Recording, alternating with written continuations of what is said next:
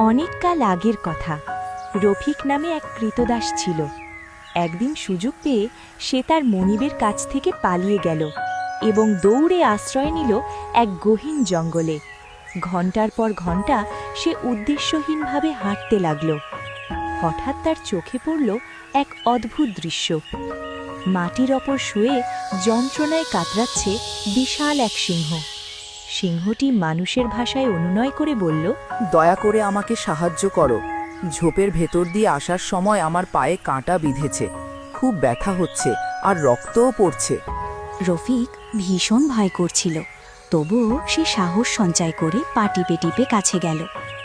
সে সিংহের থাবাটি হাতে তুলে নিল এবং খুব সাবধানে কাঁটাটি বের করে আনল।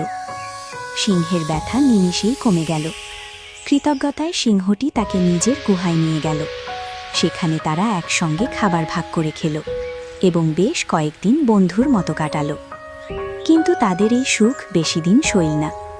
সৈন্যরা রফিককে খুঁজে পেল এবং ধরে নিয়ে গেল সম্রাটের কাছে।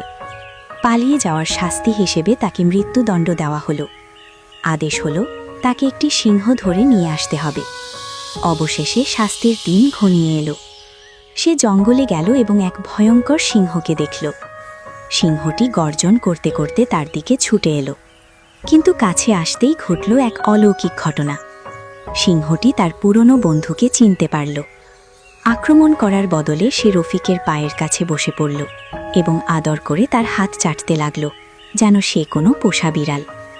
রফিক তাকে তার সাথে রাজার কাছে নিয়ে আসলো। এই দৃশ্য দেখে সম্রাট তো অবাক। তিনি ঘটনাটি জানতে চাইলেন। সব শুনে তিনি মুগ্ধ হলেন।